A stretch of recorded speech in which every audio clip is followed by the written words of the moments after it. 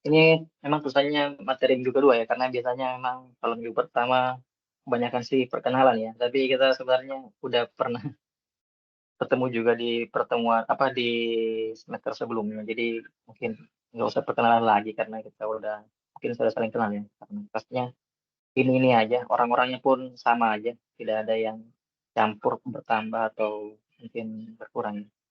Yang juga nggak perhatiin sih jumlah mahasiswanya.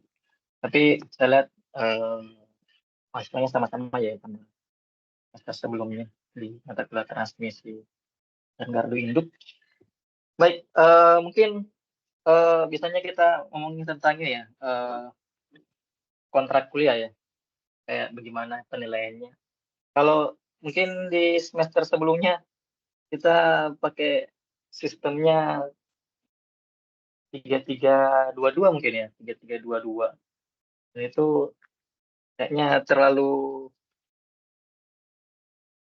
bagus nih semuanya. Mungkin hampir semuanya mungkin dapat A ya, atau ada yang mungkin amin tapi nggak nggak jauh-jauh kayaknya nilainya, nggak ada nilai yang jelek ya di semester sebelumnya karena memang persentasenya terlalu besar, di mana tugasnya 20%, kehadirannya 20% juga.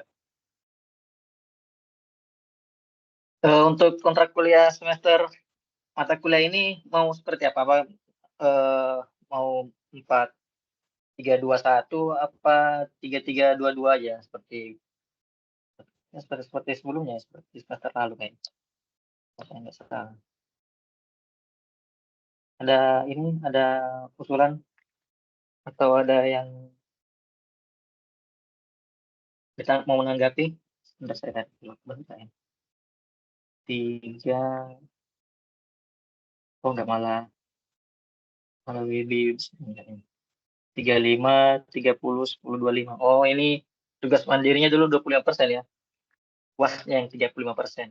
Apa mau seperti semester lalu aja? Ya. Jadi UASnya 35, UTS 30, kehadiran 10, dan tugas mandirinya 25. Seperti itu aja kali ya. Gimana Ya teman-teman Pak, semuanya? Disamakan ya aja Pak, berarti ya itu Pak. dengan semester sebelumnya. Ya, saya perjelas lagi. Jadi kalau kita mengambil dari bobot penilaian semester sebelumnya atau di mata kuliah transmisi dan gardu induk itu kemarin untuk kehadiran 10%, tugas mandiri 25%, UTS 30%, dan UAS 35% ya. Jadi kalau memang semuanya seperti itu, nah nanti saya kunci juga seperti itu ya. Nilainya kemarin juga cukup bagus ya. Banyak yang A, ada yang amin, paling rendah mungkin B plus yang baiklah. Mau tadi kata ya nilainya. Oh iya, saya share screen. Ya, masih gitu sih. Itu real sekarang. Baik, kita langsung ini aja, ke materi aja ya. Memang seperti itu. Bentar ya. Kita mata kuliahnya adalah ekonomi energi dan tarif listrik. Ya, sebenarnya eh, nama mata kuliahnya untuk yang dulu itu sebenarnya ekonomi teknik ya. Ini ya sama aja sih sebenarnya ekonomi teknik dan ekonomi energi dan tarif listrik. 11-12 lah ya, karena memang hanya mengubah namanya aja karena di IPKN sendiri kan dulu core-nya cuma dua ya, cuman di teknik elektro itu cuma ada arus kuat dan arus lemah, dan prodinya cuma satu, yaitu cuma teknik elektro aja. Tapi sekarang karena prodinya jadi tiga, ya, ada teknik elektro, ada eh, apa teknik tenaga listrik, dan juga ada teknik sistem energi. Jadi beberapa mata kuliah yang dipecah, nggak dipecah juga sebenarnya apa eh, untuk menjadi ciri ya, untuk menjadi ciri satu prodinya, maka mata kuliahnya beberapa ada yang diubah namanya ya, agar lebih mencirikan Kalau ini prodi ini mata kuliahnya ini, kalau prodi ini mata kuliahnya namanya ini. Baik, selanjutnya kita ini sebenarnya refreshing tentang evaluasi keekonomian. Mungkin beberapa dari teman-teman juga sudah pernah mendapatkan materi seperti ini ya, tentang ekonomi, di mana adanya evaluasi di keekonomian satu proyek, ya, apalagi teman-teman sebanyak yang udah experience ya dalam satu proyek. Terus time value of money, ya. Jadi seperti yang kita ketahui, nilai satu mata uang itu atau nilai satu uang itu berbeda-beda ya dari masa ke masa. Tentunya karena adanya inflasi ya atau kenaikan suku bunga ya yang menjadikan nilai uang itu akan berbeda baik hari ini dengan masa depan ataupun dari hari ini dengan di masa yang lalu ya. Nilai uang 100.000 di masa sekarang itu mungkin nilainya besar ya, bisa beli banyak makanan ya untuk di 5 tahun ke belakang dibandingkan dengan mungkin di 5 tahun ke depan apakah nilai 100.000 itu masih sama jumlahnya kalau kita membalikan atau membelanjakan uang 100.000 dalam suatu barang ya. Jadi itu simpelnya tentang time value of money atau eh, nilai time value kan berarti nilai uang ya, nilai waktu ya, nilai waktu, nilai uang terhadap waktu ya. Time value of money. Terus analisa ekonomi dan eh, analisis finansial.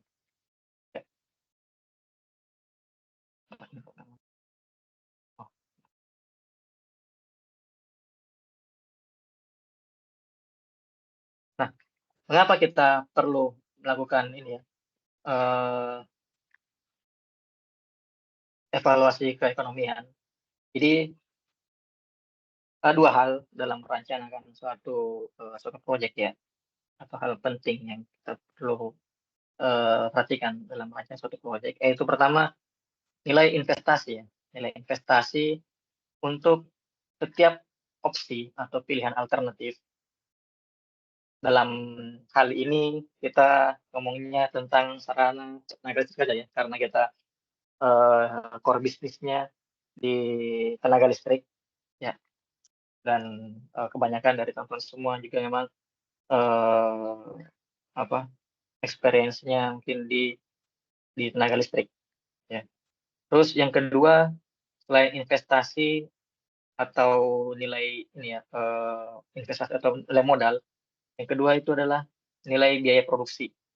Nah, selain biaya investasi dan juga biaya produksi. Di dua ini saja yang kita perlu yang kita perlu perhatikan karena ini adalah bagian dari pengeluaran ya. Ini adalah bagian dari pengeluaran, investasi dan produksi. Ya. Jadi masing-masing ada pilihan-pilihan alternatifnya dan yang itu yang akan menjadi yang perlu kita evaluasi. Pilihan mana yang terbaik atau paling optimal dalam sebelum mengambil keputusan. Nah, dalam biaya produksi, kalau investasi jelas ya, investasi itu modal awal dari investor ataupun dari bank ataupun mungkin dari pemerintah atau joint venture misalnya ya. Jadi ada kolaborasi antara pemerintah atau mungkin perusahaan-perusahaan negara, BUMD atau BUMN ataupun perusahaan-perusahaan swasta. Ya. Kalau biaya produksi itu dibagi lagi ya biaya produksi itu. Karena untuk memproduksi satu barang kita ada namanya biaya operasi dan biaya tetap ya. Mana biaya operasi ini ya, terdiri dari misal kayak fuel atau bahan bakar ya. Terus eh, operation and maintenance atau biaya pemeliharaan ya dan biaya pengoperasian ya, pengoperasian alat-alat tentunya ya alat-alat untuk memproduksi satu barang tersebut. Dan di mana nilainya ini itu variabel ya, variabel. Ada yang variabel, ada yang tetap ya. Jadi untuk biaya O&M ini ada yang variabel dan ada yang tetap ya. Kalau yang variabel ini misalnya seperti barang-barang yang habis pakai, seperti lubrikan ya atau minyak pelumas, terus chemical dan di mana keseluruhannya itu merupakan fungsi dari satu nilai yang diproduksi nanti, yaitu gigawatt hour. Terus yang biaya O&M yang kedua, yaitu yang biaya yang tetap.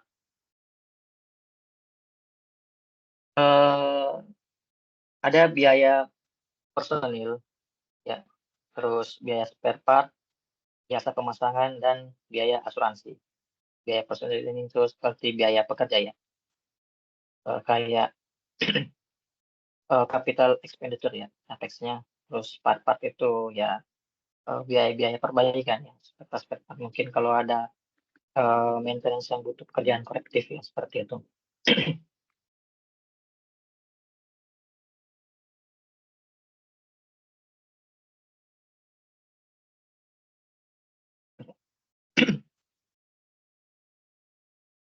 Terus yang kedua selain biaya operasi ya, yang adalah biaya tetap, biaya kapital, dan biaya pengembalian kapital ya. Di mana ini terdiri dari biaya depresiasi, biaya depresiasi atau penurunan, atau ya penurunan nilai, biaya depresiasi atau biaya yang hilang ya. Terus biaya pajak, pajak ya. Dan yang terakhir adalah pembayaran bunga pinjaman ya. Ini adalah biaya-biaya tetap yang perlu diperhatikan dalam atau perlu diperhitungkan dalam biaya produksi. Terus selanjutnya kita masuk ke time value of money. Time value of money ini seperti yang saya ceritakan tadi, kalau nilai uang itu berubah-ubah ya, tergantung dari berdasarkan waktu ya, berdasarkan waktu. Sebagai contohnya di sini, 1 juta rupiah hari ini nilainya mungkin lebih besar dibanding 1 juta pada tahun ya, ini sebenarnya materi lama ya. Ini belum saya edit 2020 nanti, ini sebenarnya materi yang sebelum tahun 2020 ya. Ini mungkin 2030 nanti ya, 2030 nanti. Karena 1 juta kalau umpamanya kita taruh di bank pasti dapat bunga ya, akan dapat bunga, jadi totalnya akan bertambah besar. Itu kalau kita istilahnya deposito ya, deposito bank. Karena ada bunga bank yang nilainya semakin, yang membuat nilai uang deposito kita akan bertambah sesuai dengan bunga dari nilai bunga dari bank tersebut, di mana tempat kita menaruh deposito kita. Terus istilah-istilah yang penting dalam keekonomian ya, dalam keekonomian ini ada namanya diskon atau membawa nilai uang ke masa sebelumnya. Terus ada compound, yaitu membawa nilai uang ke masa depan, dan ada annuity ya, atau jumlah uang yang sama setiap masa periode. Annuity ini berasal dari kata annual ya, annual atau annual tahunan ya, tahunan. Artinya jumlah uang yang sama ya dalam setiap periode untuk mendapatkan suatu nilai uang di masa sekarang atau di masa depan. Simpelnya lagi seperti ini. Misalnya kita mungkin teman-teman yang mungkin sudah berkeluarga ya, atau yang mungkin belum berkeluarga, yang mungkin pernah membeli satu barang dalam bentuk cicil atau kredit ya, atau kredit. Kredit itu kan ada yang namanya kredit mengikut bunga ya, mengikut bunga atau ikut suku bunga setiap tahunnya, dan juga ada yang nilainya kreditnya itu kredit flat ya, istilahnya yang flat. Nah, annuity ini itu yang flat tadi ya. Jadi berapa nilai kredit yang perlu kita bayar setiap tahunnya, di mana itu sama ya setiap tahunnya sampai dengan lunasnya utang kredit kita ya, atau utang pokok kita. Itu juga sudah termasuk dalam perhitungan bunga-bunganya ya. Jadi utang pokok dan bunganya itu sudah dimasukkan, terus dibagi dalam berapa bulan kita mengambil tenornya ya. Nanti setiap bulannya itu, setiap tahunnya itu yang akan kita bayar nilainya sama. Ya, ini periode ini bisa bulan, bisa tahun ya. Atau mungkin bahkan bisa hari ya. Tergantung, tergantung. Artinya ada periodenya. Nah, Dalam besaran-besaran variabel yang digunakan, ya nanti dalam rumus-rumus yang digunakan, nanti ada ini tidak jauh dari 5 ini ya. Ada I, N, P, F, dan A. Di mana I ini adalah bunga bank, ya, bunga bank per periode atau diskon rate atau diskon faktor, atau ya mungkin orang punya interest ya I ini. Itu berasal dari kata interest ya, atau bunga bank. Terus atau mungkin ya bunga ya, interest ya, interest. Terus N adalah jumlah periode, terus P itu adalah present value ya, dan F itu adalah future value, mana future value itu artinya nilai sejumlah uang di akhir N period ya. Jadi selama N period itu nilai uangnya itu berapa jadinya. Terus A di sini adalah jumlah uang yang sama ya, atau yang flat tadi, yang selama N periode dengan bunga atau I atau diskon rate I. Jadi NWT ini itu nanti ada formulanya sendiri yang boleh dimasukkan dengan nilai bunganya. Ya. Terus ini beberapa formula ya, beberapa formula. Saya jelaskan beberapa dari awal dulu. Ini untuk mencari Pearson Ward factor. Ya. Itu menentukan suatu ekuivalen nilai sekarang dari satu pengeluaran di masa depan. Ya. Jadi sebenarnya formulanya ini kalau kita lihat seperti ini itu dibalik-balik saja ya formulanya. Kita bisa dimainkan formulanya. Jadi misalnya T ini dengan kita mengetahui nilai F ya, nilai F, terus kita tahu nilai I dan N periodnya, kita bisa dapat nilai P-nya ya. Dan compound amount factor ini juga sama. Kita ingat ya kalau ini PWF kita mencari present value-nya, kalau CHF kita mencari future value-nya. Nah, ini formulanya sebenarnya ini aja di istilahnya dijabarkan ya, dijabarkan. Jadi kalau mau kita cari F, ya kita tinggal ini aja. Satu tambah I pangkat dikali dengan P, supaya dapat formula seperti ini. Jadi ini formula dasarnya. Ya. Jadi formula dasarnya seperti ini. Nanti tinggal bagaimana kita memindah ruaskan ya, seperti itu. Untuk cari nilai yang akan kita cari atau yang tidak diketahui. Kalau digambarkan ya, sebentar. Nah, kalau digambarkan dalam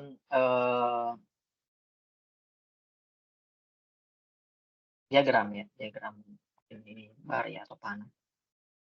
Ini misalnya saya mencari nilai future value ya, berdasarkan dengan kita mengetahui nilai present value ya.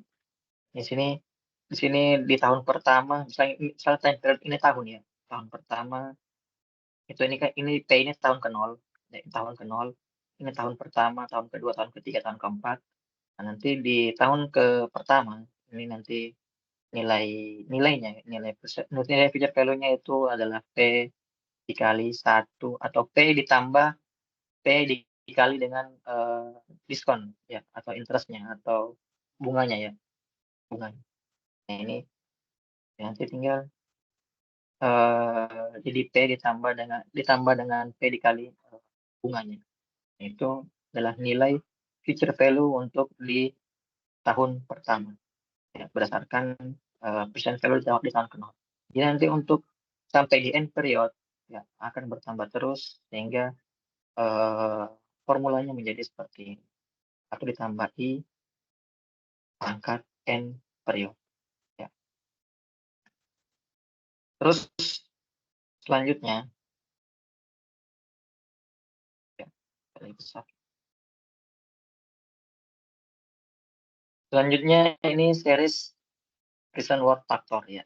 Di sini kita sudah mengenal namanya istilahnya NWT ya, NWT. Nah, series Pearson Ward factor ini digunakan untuk menentukan satu ekuivalen sekarang dari suatu pengeluaran ya yang annuity yang flat selama periode ke N ya. Jadi formulanya juga seperti ini. Nah, P sama dengan A dikali 1 tambah I pangkat N dikurang 1 dibagi dengan 1 dikali dalam kurung 1 tambah I pangkat N. Nah, untuk mencari SCAF-nya, series component factor, itu ya tinggal kita balik aja lagi sebenarnya. Dengan lihat ini aja, kalau yang tadi kita P-nya itu seperti ini formulanya, kalau lihat F seperti ini, ya jadi juga nanti dibalik aja. Jadi seperti ini.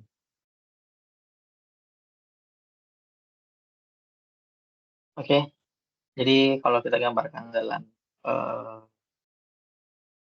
diagram seperti ini, misalnya nilai persennya sampai tahun ke-0 adalah ini nilai P.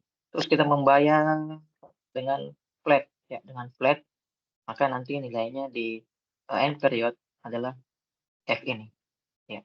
Jadi beda ya, beda. Kalau ini kita untuk sistem yang flat ya atau annuity atau hubungan tetap ya, tetap. Kalau yang tadi ini tuh tiap tahun bertambah. Ya, misalnya bunganya mungkin 5% atau 10% per tahun ya. Ini naik terus nilainya. Jadi dia ascending ya, naik. Sedangkan ini dia flat atau rata. Tentunya ini sudah dimasukkan nilai bunganya juga, pertukaran dalam bunganya. Hanya di breakdown dalam masa tenor berapa tahun dan dibayarkan secara rata. Ya, so, flat itu namanya annuity. Nah, selanjutnya bagaimana kita mencari annuity kalau kita mengetahui F ataupun P? Ya, ini tinggal dikeluarin aja ya. Misalnya kita mencari, kita mengetahui P-nya, kita nggak tahu A-nya, so annuity-nya. Tinggal yang ini, ya, yang ini kita pindah ruaskan ke sini. Jadi tinggal dibalik, ditambah dikali 1 tambah I dikali 1 dalam kurung 1 tambah I pangkat N dibagi dengan yang atasnya ini, pembilangnya. Jadinya seperti ini. Ya. Kalau umpamanya kita tahu F-nya, ya, ya tinggal dibalik aja. Sama. Jadi ini penting kita mengetahui rumus dasarnya ya. Kita tahu rumus dasarnya. Nah, selanjutnya kita masuk ke contoh soalnya untuk sebagai pengayaan ya. Misal untuk keperluan pembangkit ya, ya balik lagi ini kita ini masanya soalnya udah apa materinya masih udah lama soalnya, cuman memang masih relevan karena ini adalah basic teori. Misal ada tambahan pembangkit di tahun 2012 ya misalnya. Ini pembangkitnya seperti di apa perencanaannya dipasang dari 2012, perencanaannya sebelum tahun 2012. Nah, direncanakan pembangkit tambahan dengan kapasitas 2,5 MW dengan mempertimbangkan hal seperti berikut. Pertama, harga unit PLTD untuk kelas yang akan dibangun itu lengkap sampai terpasang itu pada tahun 2012 itu 6 juta per KW. Ya. Terus untuk membangun PLT tersebut didapat pinjaman dari bank komersial dengan bunga 15% per tahun dengan masa pengembalian selama 5 tahun. Ya. Pinjaman tersebut diperoleh pada tahun 2011. Ya. Terus dan tahun 2012 tambahan PLT tersebut yang tidak direncanakan itu harus sudah beroperasi. Dan tahun 2012 pinjaman dan bunga harus sudah mulai dibayar. Ya. Maka jika pinjaman tersebut dikembalikan dengan pola annuity dengan rata-rata atau total cicilan ya, total cicilan dan bunga itu dibayarkan tiap tahun, maka berapa angsuran yang harus dibayarkan per tahun ya. Ini contohnya ya. Jadi ya mungkin orang-orang developer marketing eh, KPR mungkin itu hanya seperti ini ya. Jadi kalau umpamanya teman-teman mau coba-coba menghitung apakah teman-teman ditipu atau mungkin udah benar dari orang marketing KPR-nya mungkin seperti ini ya. Simpelnya ya, simpelnya. Entah apakah memang ada pertimbangan atau perhitungan lain dari masing-masing marketernya. Untuk soal kasus ini kita terus-terus saja ya, terus-terus saja seperti yang kita sudah belajar sebelumnya. 2,5 MW ya, kita karena tadi di sini adalah 6 juta per KW ya, 6 juta per KW artinya kita harus samakan dulu ininya ordernya ya. Yang tadi MW kalau kita jadikan KW berarti kita harus kali 1000, jadinya 2.500 KW dikali dengan 6 juta per KW. Jadi udah sama ordernya adalah 15 miliar. Jadi kita apa pengen pinjam di bank itu sebesar 15 miliar atau pinjaman kita 15 miliar. Terus bunganya itu 15% per tahun ya dengan tenor atau masa pengembalian selama 5 tahun. Gimana caranya kita mencari annuity-nya? Kita menggunakan formula yang ini, P dikali 1 I dikali dalam kurung 1 tambah I pangkat N dibagi dengan dalam kurung 1 tambah I pangkat N dikurang 1. Ya. Nih, misalnya seperti ini ya. Ini P dikali I dikali dalam kurung 1 tambah I pangkat N dibagi dengan dalam kurung 1 tambah I pangkat N dikurang 1. Maka didapatlah biaya yang harus dikeluarkan dan dibayarkan selama 5 tahun ya. Selama 5 tahun dalam arti selama 5 tahun dengan biaya per tahun yang harus dibayarkan itu sebesar 4,47 miliar per tahun ya, atau per annuity, per annual. Jadi inilah yang perlu dibayarkan, itu 4,47 miliar per tahun selama 5 tahun. Jadi flat aja kita bayar selama 5 tahun. Yang paling ini berapa ya? Habis 20-an miliar ya. 20-an miliar. Kita ya. Berapa sih? Kalau 4,47 kali 5 22,35 miliar. Jadi bunganya atau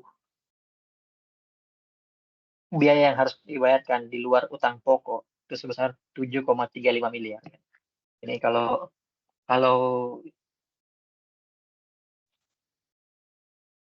mungkin istilahnya ribanya ya. Ribanya itu 7,35 miliar yang harus dibayarkan. Oke, hampir setengahnya. Hampir setengahnya karena jelas ya, ini 15% ini cukup tinggi ya untuk 15%. Ini kalau semakin lama semakin besar juga nih nilainya sebenarnya. Nah, untuk selanjutnya ini sama sebenarnya, hanya ini dalam bahasa Inggris aja ya. Misalnya ada fasilitas utilitas listrik ya, itu membutuhkan dana sebesar 9.426.914 dolar ya untuk membangun tower transmisi ya, tower transmisi atau OHL, tower transmisi ya, transmission line. Nggak tower juga bisa jadi kabel ya. Sepanjang 25 mil ya, bukan mili, 25 mil karena ini literaturnya dari luar. Mereka biasanya pakai mil bukan pakai kilometer. Dengan diskon rate-nya itu 10% tahun. Nah, seperti soal sebelumnya, berapa nilai anual atau annuity yang harus dikeluarkan per tahun selama 30 tahun. Selama 30 tahun. Nah, jadi N-nya sama dengan 30, interest-nya atau bunganya itu 10% atau 0,1, dan nilai pinjaman yang akan kita ambil untuk nilai untuk periode sekarang atau di tahun ke-0, di periode ke-0 itu 9.426.914 juta dolar. Kalau dimasukkan ke dalam rumus, maka nanti didapatkan nilai annuity yang harus dibayarkan ya setiap tahunnya selama 30 tahun itu besar 1 juta dolar. Ya, artinya kalau 30 tahun 30 juta dolar ya. Ini ya kelihatan ya sangat jauh ya perbedaannya. Hampir 300% dari nilai eh, saat periode ke-0 saat saat diajukan peminjaman. 300% lebih. Tapi ini kita lihatnya karena 30 tahun ya. Nilai 10 juta dolar di tahun misalkan 2020 dengan 10 juta dolar di tahun 2050 itu jelas beda ya nilainya ya. Nah, pertanyaan menarik ya, pertanyaan menarik. Berapakah interest ya dalam pada saat tahun pertama ya? Berapa hutang kita yang terbayarkan ya? Berapa sih yang kita bayar di tahun pertama sebenarnya ya sebenarnya. Nah, kita lihat aja ini. Di sini berarti bunga yang kita bayarkan itu sebesar 942.000 ya. Untuk di tahun pertama. Tahun pertama. Jadi kalau kita membayarkan ternyata yang dibayar 1 juta, maka secara prinsip ya itu hanya berkurang sebesar 57.309.000 dolar ya, dari utang pokok kita besarnya. Nah, terus jadi kalau di tahun kedua seberapa besar ya di tahun kedua kita lihat lagi di tahun kedua dengan pinjaman sebesar segini ya kita kurang dengan yang pertama tadi artinya hutang pokok kita jadi 9.369.605. Jadi yang kita bayar 1 juta ini yang dibayarkan yang hutang pokok kita yang kurang itu cuma 57.000 ya. Jadi besar sekali ya ininya, diferensinya ya, perbedaannya. Sedangkan untuk di tahun kedua hutang pokok kita jadi berkurang 57.000 jadi 9.369.000 dengan interest 10%. Artinya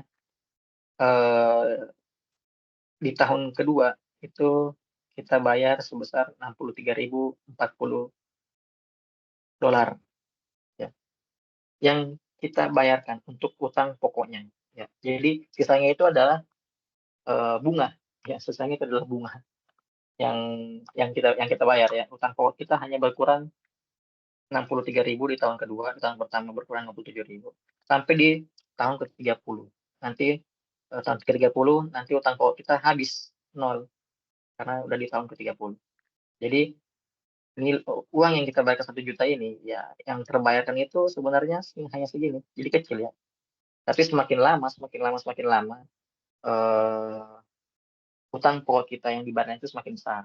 Jadi istilahnya dari awal tahun ke-0 sampai tahun ke-30 ya selesai periodenya di periode akhir dari tahun pertama sampai di periode akhir itu utang pokok kita terbayarkan semakin besar yang kita bayarkan yang semakin besar dan bunganya yang semakin kecil ya. Jadi dan bunga yang kita bayarkan semakin kecil. Nah, makanya sini kita terlihat di tahun pertama kita bayar utang pokok kita yang dibayarkan hanya kecil ya cuma 67.000 sedangkan kita bayar 1 juta dolar.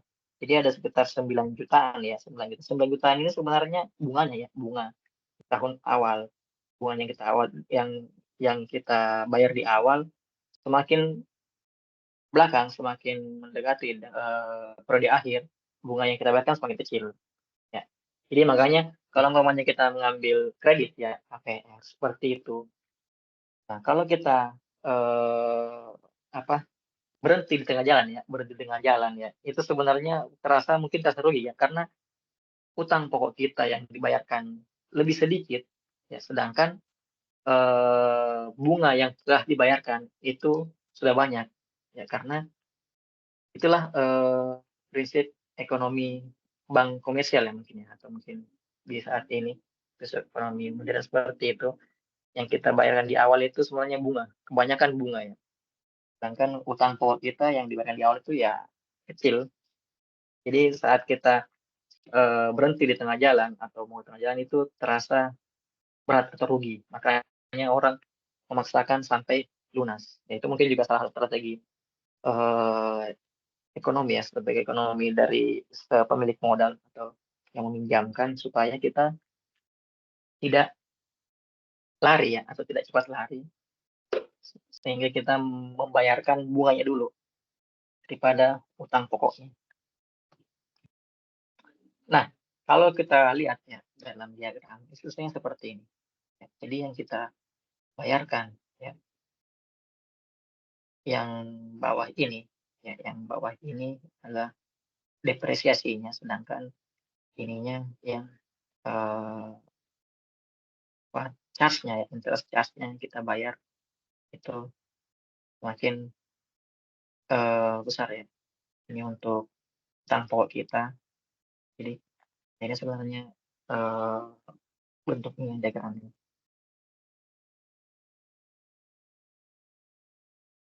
Nah, terus metode evaluasi ekonomi. Mengapa kita perlu memahami perbedaan antara satu perusahaan mendapatkan penghasilan dari satu lingkungan yang kompetitif dibandingkan dengan satu perusahaan dalam lingkungan yang regulatif ya, atau memiliki regulator, ya. Jadi ada perbedaannya. Perbedaannya kalau kita apa, bekerja atau mendapat penghasilan dari satu perusahaan yang kompetitif atau mungkin kita ngomongnya swasta ya, dibandingkan dengan, perusahaan yang hak dan keuntungannya itu ditentukan oleh regulator atau mungkin kita ngomong sini adalah BUMN ya sebagai regulator. Nah, dalam lingkungan yang kompetitif, ya, perusahaan menerapkan suatu evaluasi ekonomi berdasarkan suatu metode yang disebut discount cash flow rate of return, ya.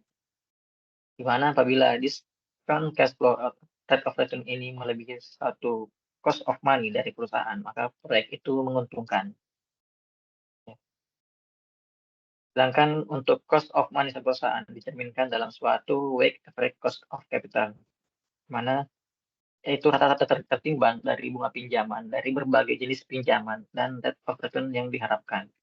Nah, sebaliknya untuk yang regulated ya, yang regulated atau yang diatur ya, itu rate of return-nya ditentukan oleh regulator, sehingga perusahaan tersebut tidak menggunakan metode yang tadi atas, yaitu discount cash flow rate of return.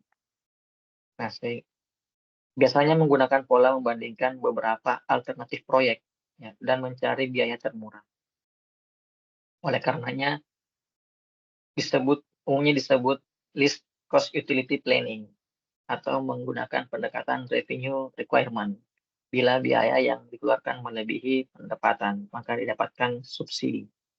Ini uh, adalah sistem perusahaan yang regulated ya, atau memiliki pengatur regulator. Nah, ini penjelasan tentang uh, apa yang sebelumnya, sebenarnya sama aja sebenarnya penjelasannya. Yang penjelasannya sebelumnya ya, yang pendapatan itu terdiri dari, annual fix dan investment dan apa, dan annual expense. Ya, jadi, eee, investasi dan dan biaya produksi ya, biaya produksi ini terdiri dari fuel, operation, and maintenance. Ya, ya seperti itu. Saya lebih prefer ke, eee, ya ya, langsung aja ke soalnya, jadi biar lebih aplikatif,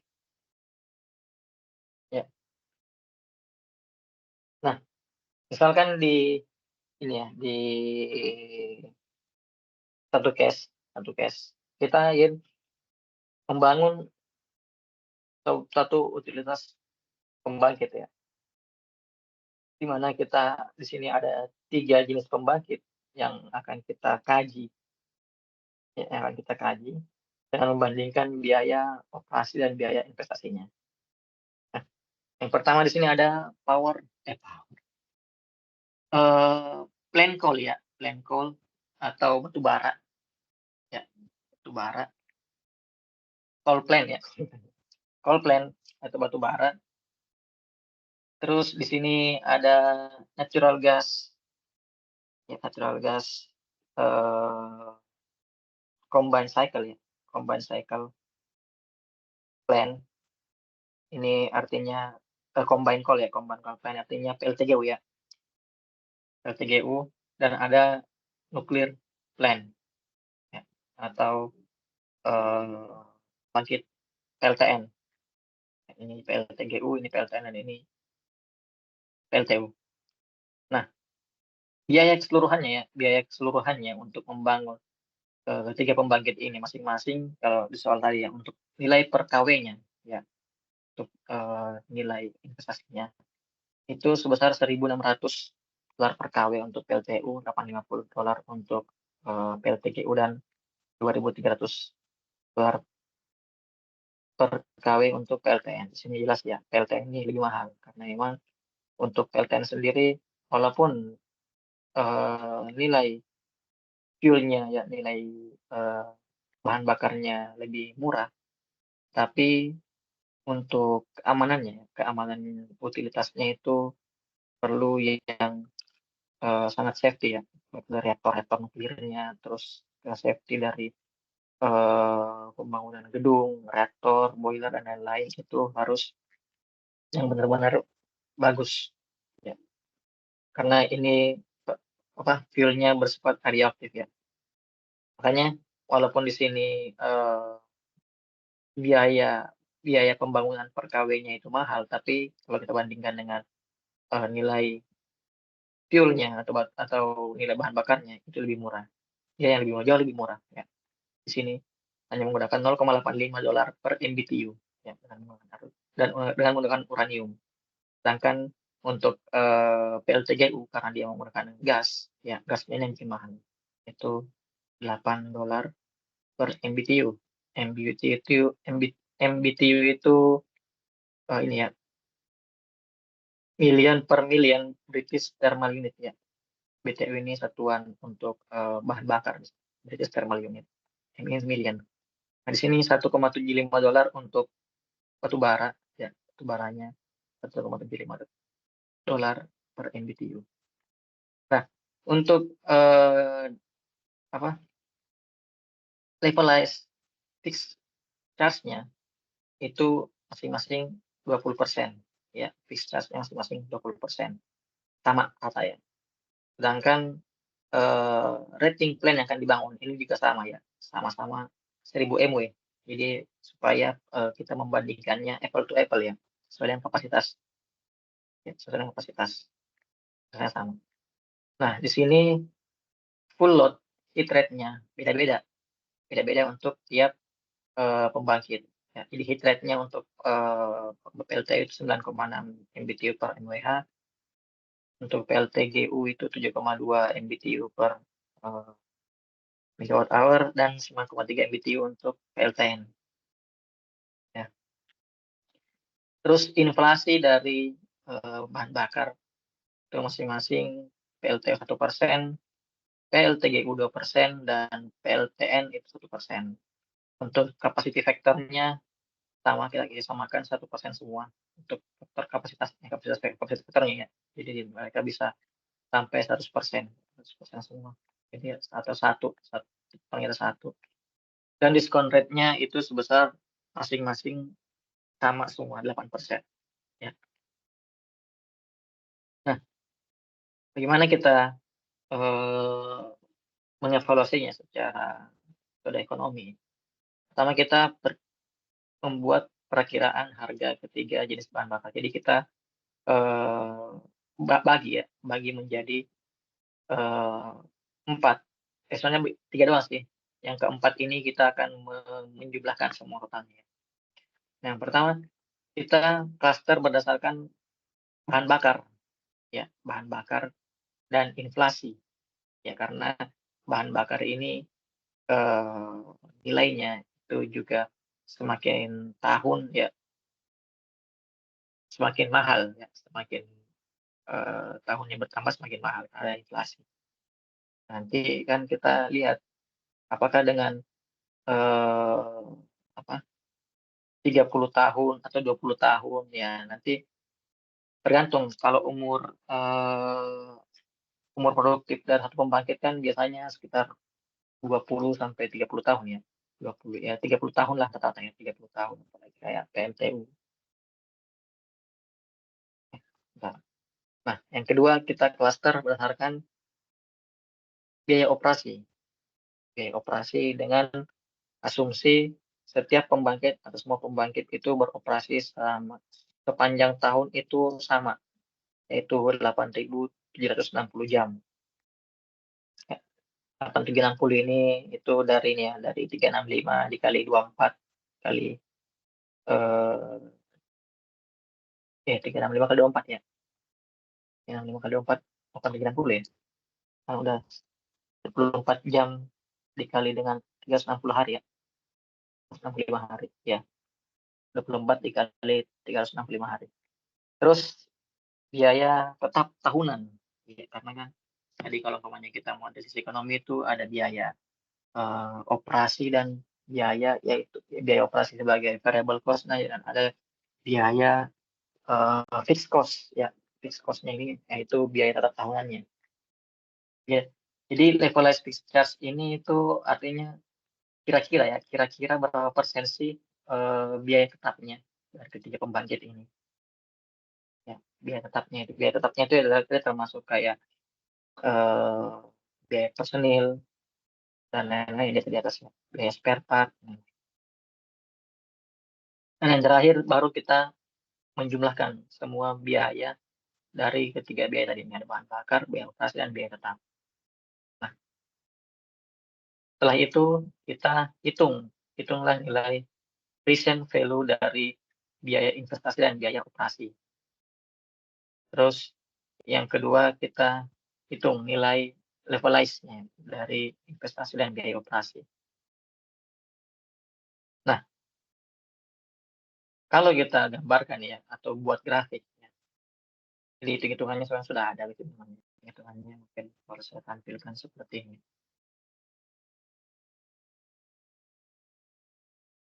LDL.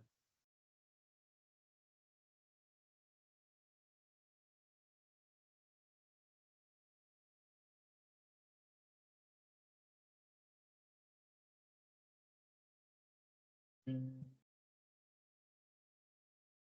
kayaknya deh.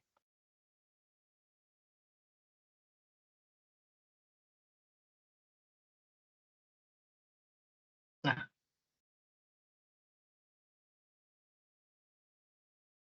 ya sebentar saya kita bandingkan dulu ya. Saya juga lupa.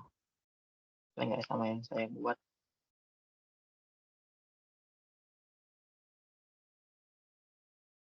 Ini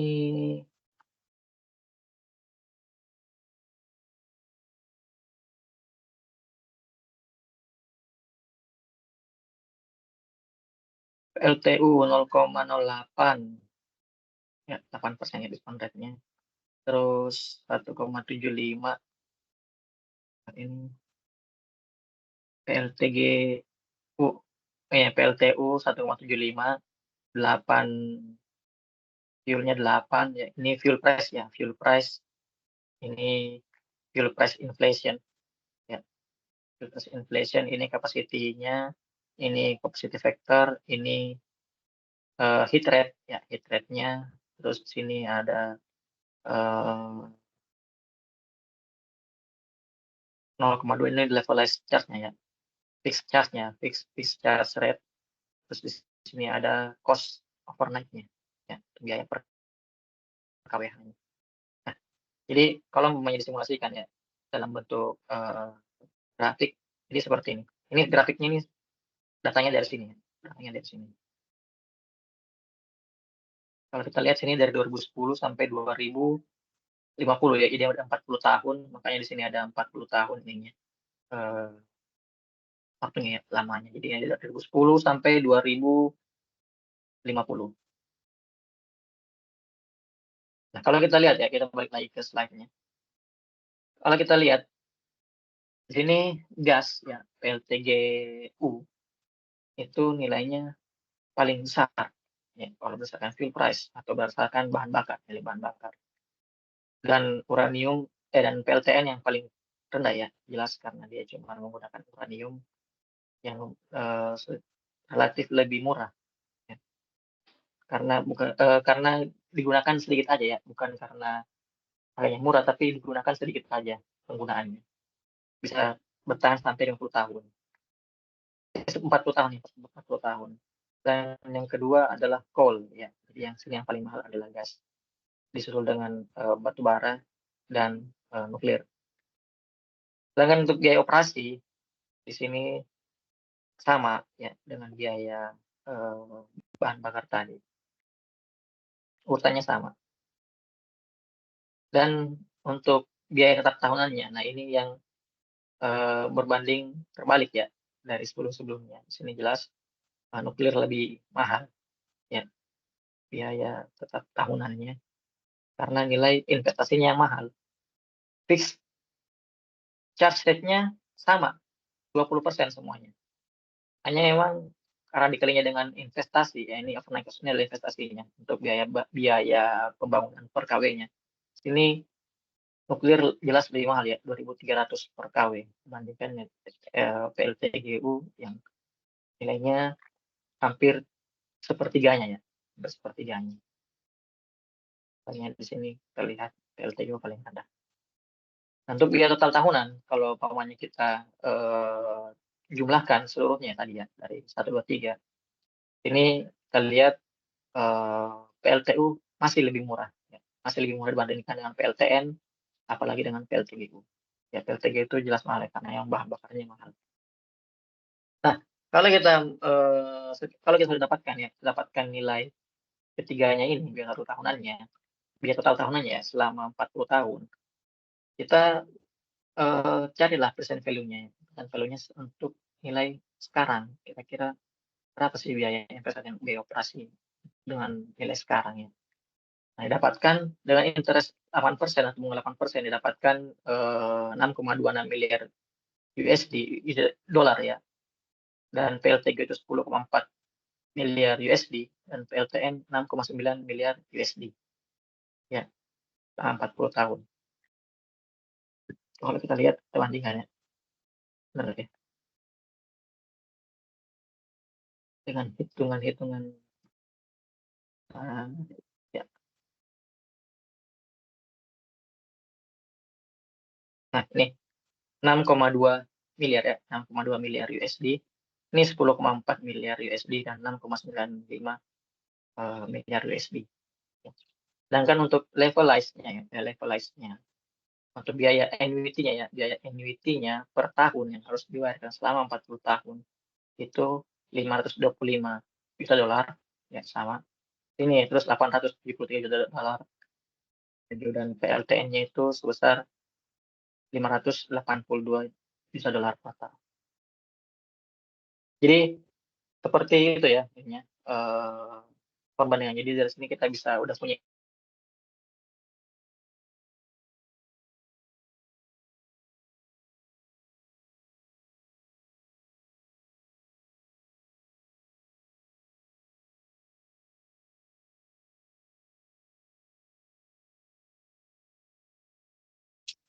sini teman-teman ada pertanyaan karena slide-nya juga udah habis.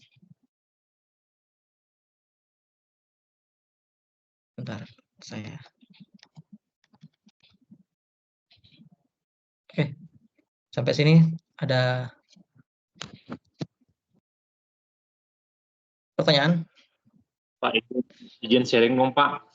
Berarti kalau di negara kita ini menggunakan pembangkit PLTU batu bara, yang tadi Bapak tampilkan apa nilai-nilainya itu, berarti arah kebijakan benar ya. Gimana, Namun Pak? karena sekarang ini arah kebijakannya sudah betul ya, berarti dengan menggunakan pembangkit bahan bakar batu bara, Ya. berarti udah betul Pak ya, artinya dari segi Oh, ya. biaya-biaya itu Ya, ya. ini ya, masuk nggak jauh beda dengan yang PLTN malahan kan gitu ya. Ya, betul, Tapi Pak. isunya cuma lingkungan aja yang ini ya, yang kedepannya ini tidak bagus lah Ya. untuk lingkungan. Itu mungkin ya Pak. Iya, betul, Pak. Kalau umpamanya kita melihat dari sisi geografis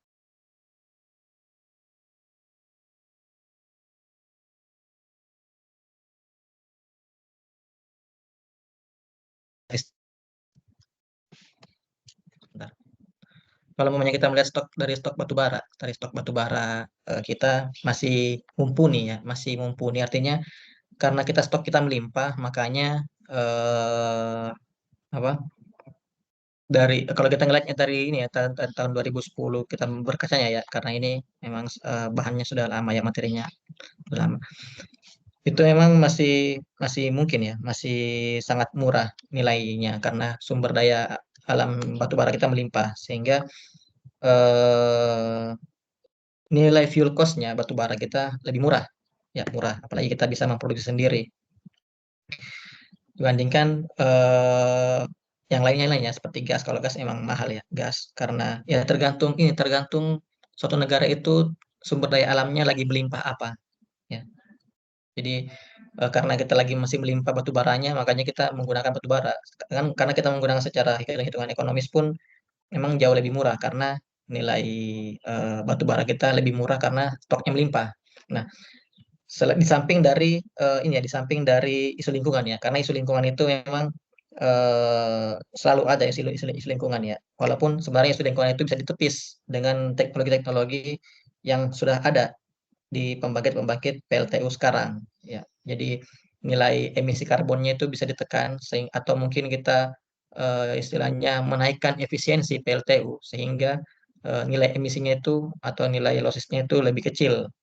Nah, jadi itu juga dengan menekan efisiensi otomatis emisi-emisi karbon juga menjadi lebih kecil dan bisa menekan atau menepis isu lingkungan. Terlepas dari isu lingkungan ya, kita lihatnya dari eh, apa nilai fuel cost batu bara yang ada di Indonesia yang nilainya lebih murah karena stoknya masih melimpah. Mungkin kalau umpamanya kita bandingkan mungkin di negara-negara Arab, ya mungkin mereka batu baranya mahal ya, bandingkan dengan nilai minyaknya. Mungkin mereka kalau di negara-negara Arab sana atau negara-negara Timur Tengah, siapa tahu, saya juga nggak tahu ya, saya juga tahu.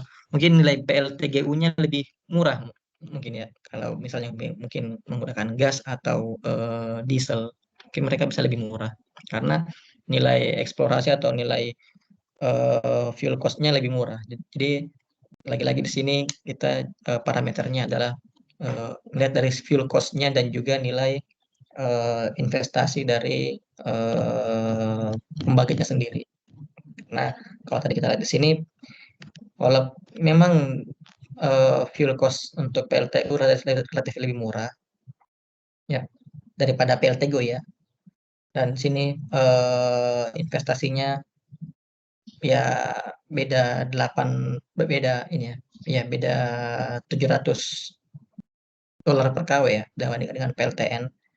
Walaupun PLTN di sini nilai fuel cost-nya lebih murah. Lebih murah bukan karena nilainya pure murah ya, karena memang kita menggunakannya hanya sedikit. Ya.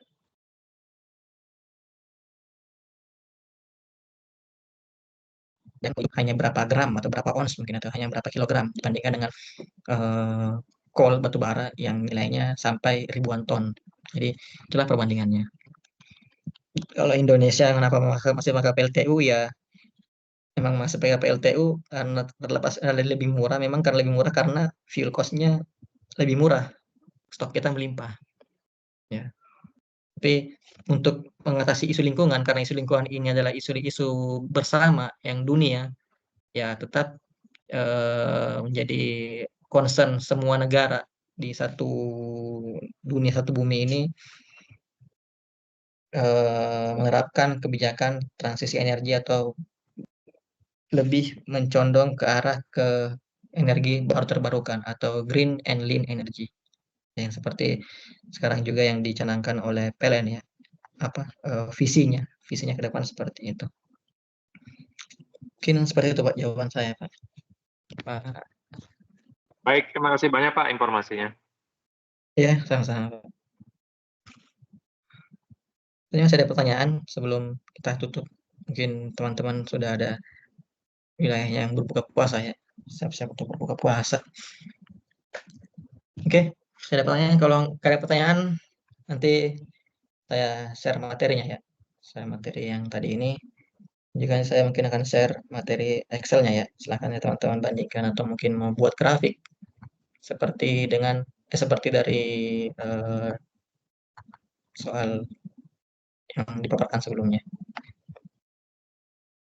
Tapi nanti ini ya mungkin teman-teman bisa buat sendiri lah ya. Nah, ini saya juga dulu buat sendiri kok. Ini ada formulanya. Oh ini malah formulanya hilang. Saya hilangkan saya formulanya.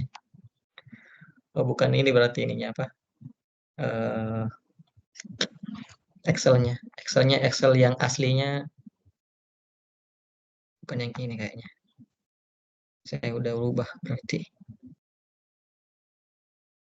Ada saya Excel aslinya saya ada kayaknya di mata kuliah mana ya? Di tahun berapa ya? Sini kayaknya.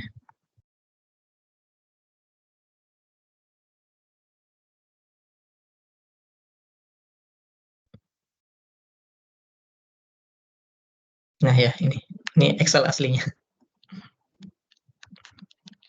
Ini memang sengaja saya simpan yang aslinya, yang biasanya saya share memang yang ini aja, yang sebagai contoh aja. Nanti biar teman-teman cari formulanya ya. Kalau teman-teman udah tahu formulanya, untuk berarti teman-teman udah ngerti gimana alurnya ya, gimana alur cara menghitungnya ya. Karena menghitungnya itu sebenarnya sederhana, hanya karena berulang jadi terlihat banyak, jadi terlihat padahal semuanya sederhana aja.